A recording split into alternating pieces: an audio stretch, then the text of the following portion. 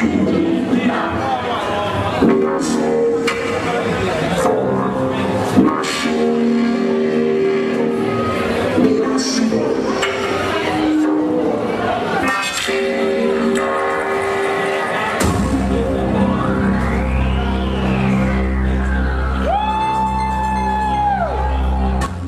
Karl. Hiya. It's great to interview again. How have you been? Yeah, good thanks, Jacqueline. How have you been? Oh, busy with music as always. I have some questions for you. And so the first one is, your music has moved at a fast pace in the past 6 months. Do you ever get burnt out by it all? How do you pace yourself? Or do you go with the flow? Well, yeah, it has been amazing that my experimental music has been well received, and the workload can get a bit too much at times. And as for pacing myself, I tend to do the opposite. I throw myself in, give my all, and then when it's done, then I tend to crash and burn after. But that's the way I am.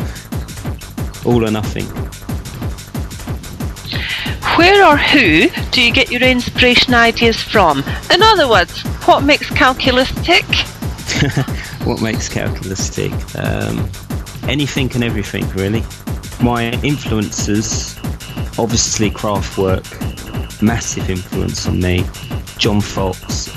But mostly when I set out to write a song, I'm not really thinking of who influences me. It's generally my ideas come from my surroundings. It could be a journey I've taken and I hear a sound, and then that sound I record. Usually I carry a dictaphone with me most days, and I record all manner of noises and sounds. I don't try and replicate them. I try to sort of create an essence of that sound using the synths. That sparks off ideas for the song that I'm writing. But you'll detect Kraftwerk. I just can't seem to escape from them. I think that's what people like, is that they can hear something familiar, so they'll hear the type of melodies maybe and sounds that Kraftwerk would use, but then hopefully I'm doing it in a different way and being a little bit original, making it sort of a bit more modern. Do Karlhead and Kalkulus, your artist name, have two different personas? If so, how do you manage to switch on from being Kalkulus the artist? Sometimes it can be difficult to separate the two, except when I'm being a dad. When I'm being a dad, then I'm a dad trying to be the best dad that I can be. When I'm Kalkulus, I'm quite animated. Kalkulus is, I guess, quite a complex character. Through my music and definitely through my films that I make, facets of my personality come out, and then I try to portray that character, and then it can be difficult to switch them off, but then my kids, they always bring me back down to earth, so I'm thankful for that. I feel electronic music may have lost sight of what the sounds were like in the 80s. Could it be the replacement of operating a synthesizer with computers? Yeah, computers, they're they're a quick way to get things done, and yeah, you can do all manner of wonderful things on them. But for me, something gets lost. If you're creating solely on computers, it becomes a bit too, a bit too cold and a bit too detached, and there's a lack of personality. Melodies for me are key. When I create my music, although it's electronic, the first thing I do is I create the melody, and that's done on my piano. I sit at my piano and melodies come quite easy to me. So once I've got the melody that I want, then I'll recreate that on a synth using my own sounds. It could be a sound I manipulate. I could splice 2, sometimes 3, even 4 sounds together to make a unique sound. But it's at the heart of it all is the melody. So yeah, I think people these days are too reliant on computers. If you listen to a lot of the music that's being played, it sounds quite similar. They're all using the same sort of production style, and yeah, your identity would become lost if that's what you solely rely on. So for electronic music, you've got to put a bit of the human touch into it. The sound of the 80s are back with great interest in retro 80s music. So in your own words, are you influenced by 80s melodies and chords when producing your music? Most definitely. I think the 80s, for me anyway, because I grew up in that period, is the most exciting decade of them all. And for it to be having such a renaissance now, young and old, people who obviously weren't born during that time, influenced by it, inspired by it, the fashions, the music, all of it seems to hark back to the 80s now. So that says to me that it is an important decade. And with the music, at the time, it sort of was overlooked a bit, I think. The reason why I got into music was the synth pop that came out in the 80s, and the public embraced the synthesizer. Although artists like Kraftwerk had used the synth before, they didn't have their biggest success until 1982 when the model got to #1. We were spoiled during the 80s, we really were. For me, it was the best decade for pop stars. You had the new ones coming along at the time, like obviously Gary Newman, John Foxx, Duran Duran, Boy George. And I look to the music nowadays, and there's none of that. It's like, who are the pop stars of today? They're like kids of 16, 17. They all look the same. They all sound the same. If I was a kid at school, I wouldn't want to be them because they look like me. Yeah, I wanted to pretend to be a pop star, stand in front of the mirror, pretend to be Gary Newman, because he had the look. Yeah, he looked different to everyone. He had the edge. And it's the same with Adam, and it didn't matter who the pop star was. Yeah, we all had pictures of these people on our wall, and we all wanted to be them. And now you've got none of that. So I'm really happy and glad that the 80s now is being looked at as a decade that was exciting at the time, and it's having this like renaissance now. It's like having it's coming round again, and I think that's why my music is being well received, in that you can detect that 80s sound in my stuff, but the rhythm and the modern way that I hopefully put a twist on it makes it current. You mentioned submitting a song for the 2012 Olympics. Can you tell me more about this? Yeah, that was a turn up for the books. The very latest on that is that I've been told that during the coverage of the games, there's a possibility that they're going to play my song, and that'll be on the highlights program in the evening, and it'll obviously be during the cycling event. And because I wasn't with a record label initially, there was some legal problems with that, but they've all been resolved. And then the other day I got told that the BBC have commissioned an artist, a famous artist, to paint some pictures based around the music that's going to be played during the event. I know Elbow are the official, they've got the official song, so something's been done with them, and my song thankfully is a part of that, so I'm looking forward to seeing what they create in regards to that. Yeah, fingers crossed. I'll be tuning in every night, and hopefully I'll hear my song played, so that's the latest on that. And is your song going to be at the beginning or the end, or you're not sure? No, not sure at all. I mean, I initially sent it in on a whim, obviously not expecting to even hear anything, and then they told me that it had been shortlisted. And then when, unfortunately, obviously, I didn't expect to win anyway. I was told that obviously they hadn't chose it as the song for the Olympics, but they said it's a unique song in that I created it for a specific event. And even the official song, it's got nothing to do with the Olympics. It doesn't mention an event, whereas my song has the sound of the bikes. I actually visited the velodrome, sampled the bikes and put them into the song. All the sounds sound like the mechanics of the bike. So they said that's really something unique and special, and that's when they asked permission, could we use it? And I said, like, hell yeah. And because they've sort of send an email every so often just to update me, and obviously they're creating some painting based around it, there's a more than a strong chance that it will get played. But I don't know when that may be. I mean, like I said, it'll be when the cycling highlights are shown, and it might only be 20 seconds, but it doesn't matter. I mean, just to be asked was a thrill and an honour for me, and if it does get played, it's like, oh my god. I don't know how many people watch the coverage I'm told millions, billions around the world, and it's like, even if it's 2 seconds of my song, I'll just be like walking on air. Now that's what I call cycling outside the box instead of thinking outside the box. Well done. Thank you. Your album of X has had various reviews. Tell me about your favourite review. Yeah, to have a review is, for me, was something special.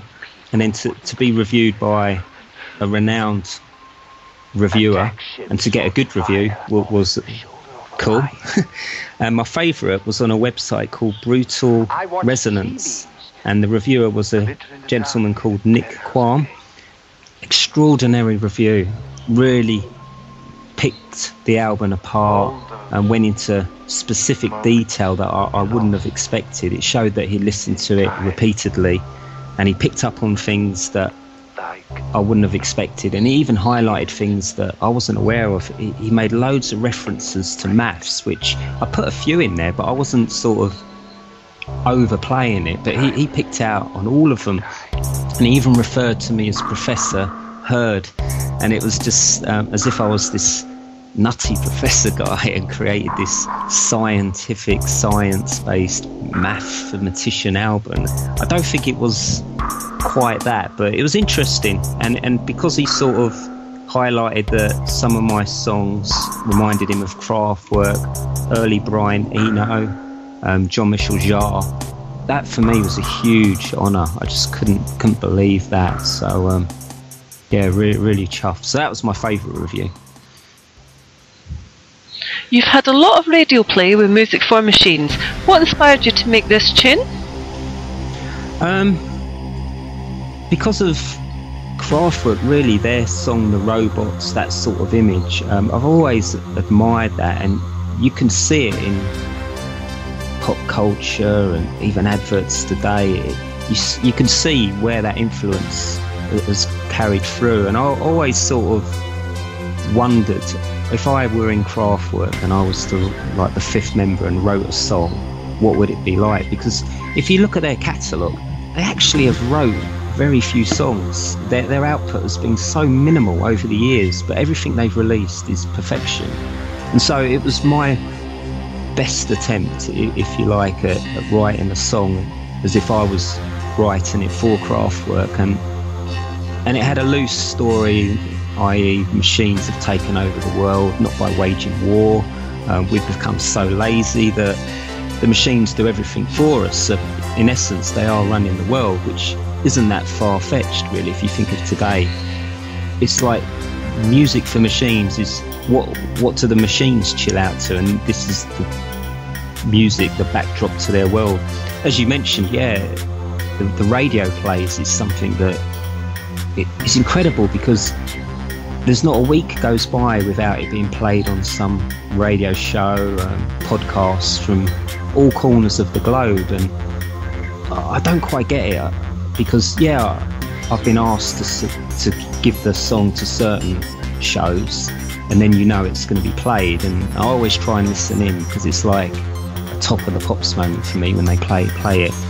But then you get these ones that play it and you wonder how they got it, and I usually hear about it after the event, and you think, well, maybe they've downloaded it illegally or whatever, but that doesn't bother me. It's a thrill to think they like this song and they want it enough to play it, and if they've got it illegally, so what?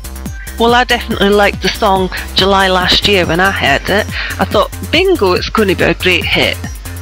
Yeah, it's remarkable in that it sort of crept up on me, because I sort of, when I write a song, then I'm immediately thinking about the next one once it's finished. And so I sort of wrote Music for Machines and then put it on my site, made the video, and then I wouldn't say I forgot about it, but I just sort of, moved on to the next song. And because even now people are sort of discovering it for the first time, and it is such a thrill. And around the world, you wouldn't think countries like Trinidad and Tobago are into it. They put the video on one of their sites, and it was voted the 7th most, well no, not voted, it was the 7th most watched video on that site.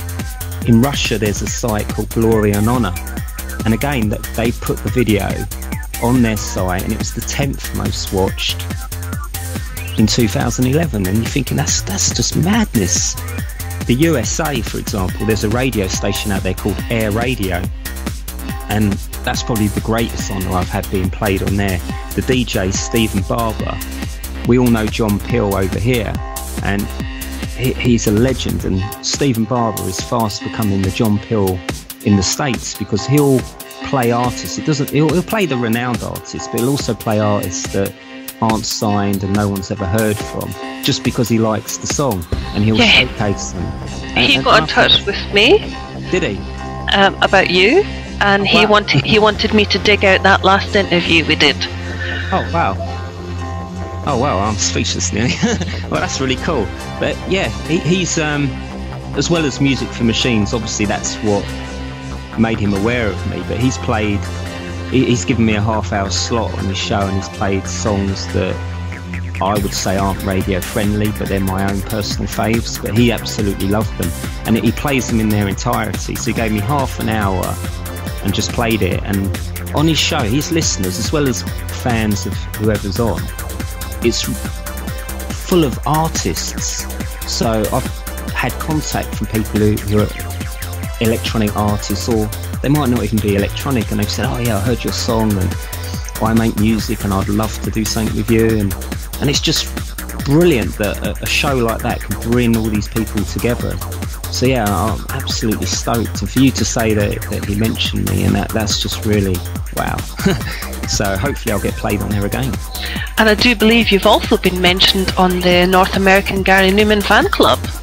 Yeah, the guy who runs that, Jim Napier Bell, he, because of my Numanoid background, he got put onto me, and he put my Music for Machines video on his site, and God, it went crazy when he put it on there. I think he got like over 500 views in a day because of that, and he's followed my career and put news and anything new that I'm doing, he's put it on his site, and I'm really grateful and thankful for that, because Numanoids are just great. They're like, obviously fans of Gary Numan, but anything associated, and because I'm a fan myself, they sort of support you as well, and I think that's really nice. And yes, I'm definitely a fan of Gary Numan too. So I got to meet Jim when he came over for the Gary Numan shows over Christmas, and that was really great to thank him personally for what he's done. So cool. You mentioned your forthcoming second album, The Electronic Garden. You say it sounds a bit like John Foxx. Does this mean we're going to expect a synthwave 80s sound? Yes and no. The sounds that I use and the gear that I've got, because it's quite old analog synths, they're the ones that John Foxx used on Metamatic and the Garden albums. So the sounds will immediately remind you of them. Plus the way John Foxx, his songs for me always paint pictures in my mind, especially the album The Garden. I absolutely love that album. I mean, there's no real hit singles on it, but I just absolutely love it. And so that's what I'm sort of aiming for. And so the album's going to have 10 tracks, 5 of which will be solo Kalkulus tracks myself. And yeah, they will be electro, probably very John Foxx sounding songs. The synth melody, they will take you back to the 80s, but it'll be the breakbeat type sounds that I mix with it, and the rhythms will be definitely current. And then the other half of the album I'm really excited about are going to be collaborations that I've done with artists that I admire and respect. There's one in particular, a track called Stained Glass Windows. God, it's the best thing I've ever written. And there's an artist called Sarah Panton. Oh, she's absolutely incredible. Her voice is very reminiscent of Kate Bush, but she is extraordinary. So she sings on that, and she's also going to create a reprise version, which could be just an a cappella of her voice doing it. So I'm really chuffed about that. And there's going to be 4 other tracks, possibly one with Stent, which I'm quite excited about if that comes off. And it's going to come out in 2013, because I've been working with quite a lot of people, and I want to take my time with this album. I want to make it the best thing I've ever done, and I didn't even think I'd make one album. To be in the process of making the second, it's like I really want to make, not as if it's going to be my last thing, but you never know, do you? So I want it to be the best thing I've ever done. And is the album called The Electronic Garden?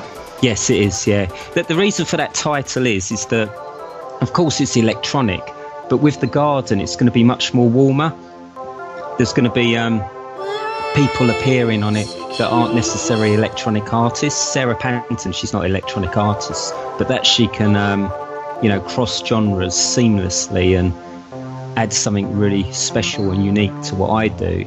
That's why I want to call it the garden. It's like, imagine you have a garden party and you invite all these wonderful people. It's that sort of thing. It's going to be not a cold, not a dark album. It's going to be warm. Hopefully you can dance to it a bit and stuff like that. So yeah, getting more synth pop, I think, than my last album, which was a bit, because it was a concept album about machines. Apart from Music for Machines, the rest of the songs were quite dark, and I sort of want to move away from that. I feel I've done dark to death, so to speak. So yeah, so lighter. We're going with the theme of the garden. It'll be more summery and spring kind of sounds. Yeah, I mean, some of the tracks, one of them is a winter song, so you'll be, I suppose you could say, the 4 seasons. Mostly summer and spring, but there is one track that will make you think of winter. And that's the dark sound. Yeah, a little bit dark, but not overly dark. It's just gonna make you think of it. Hopefully, anyway. In my mind, I see it. It's just whether it comes out like that. Wonderful. I'll take my time. Will Stent, your former band member from 80s band Transcript, be working with you on your album? Or Jenna Lee Rain, what are they up to in music? Okay, Stent, as I said, I hope to have a song that we've written together on my album. But Stent is working on his debut album at the moment, so I'm available to help him in any which way that he wants me to, but equally he's more than capable of doing it on his own, and the few tracks that he's given me a sneak preview to are absolutely awesome. They've blown me away, and it's one of the few albums that I'm really looking forward to coming out, and I'll be the first to buy it, because obviously he's remixed a few of my songs and I've done one of his, but we've never actually written a song, together. So that's what we're in the process of experimenting with, and whether it will go on his album or my album, we haven't decided, but either way, for me, it's a great honour. And Jenna, she's very busy because my day job is being a dad, and then my other job is being a musician. But with her, she's a spiritualist medium by day. She does modelling, and then obviously she's a musician as well, so she's quite busy, but she's working on an album.